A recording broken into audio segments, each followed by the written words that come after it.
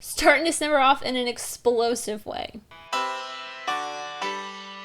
Hey, I'm Amy and welcome back, and today we'll be checking the Battle of San Pietro off the 1001 movie checklist. If you don't know what the 1000 movie checklist or 1000 movie challenge is, it is basically a challenge I've given myself to check every single film off the 1001 movies you must see before you die book. So far, I've checked 186 films off the list. If you want to know more, you can check out a playlist up there with every single film I have checked off so far and an introduction video. As always, let's get started with a short summary. A documentary about the battle of a small village in Italy named San Pietro. What makes this film so remarkable is the fact that a lot of it is staged and set up. The documentarian did not arrive until after the battle was over, so they had to recreate a lot of the scenes that you see in this film. It was originally made as a propaganda film for the US Army, trying to get Americans to support the war effort. But because it was not released until after victory, it really did not help sway Americans in either direction. To be quite honest, it was very, very hard for me to even get through this film. It is very short. I think it's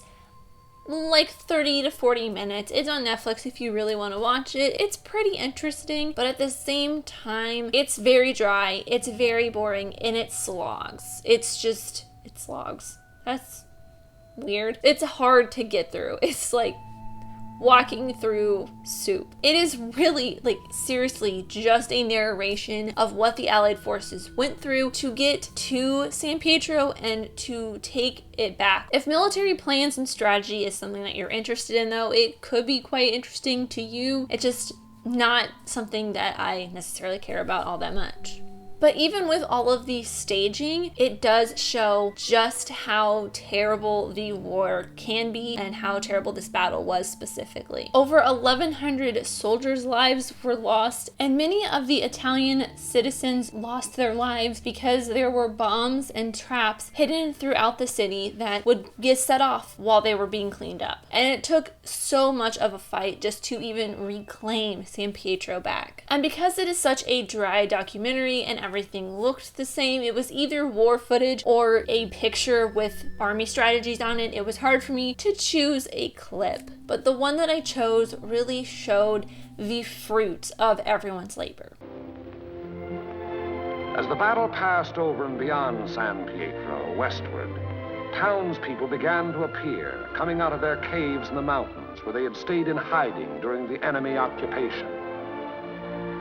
They were mostly old people and children. And that is all I have for the Battle of San Pietro. As always, these are just my opinions, but I'd love to know yours in the comments down below. What do you think of this documentary? If you have seen it, it is very dry. I mean, if you're into war movies or army films or planning or strategy, I definitely recommend giving a watch. If you want to know which films I've already checked off or just saw my progress along in general, there's a link to a Google Doc in the description down below with every single film I've checked off so far, or you can just check out my Letterboxd. I'm also an Amazon affiliate, so if you'd like to start the challenge for yourself, watch the movie I talked about today, or watch the movie I talk about next time. You can get the links in the description, and if you purchase anything from those links, I will be getting a small percentage back that'll help me this channel even better. Continuing with my very busy December schedule of doing short films, the next film I will be checking off is A Day in the Country. But thank you guys so much for watching. I really truly do appreciate you. Whoever you are, let me know here in the comments down below, and let's be friends. If you enjoyed this, leave a like and subscribe if you're new, because I love talking things, movies, TV shows, filmmaking, mystery, all that fun stuff, and I'll see you next time. Bye!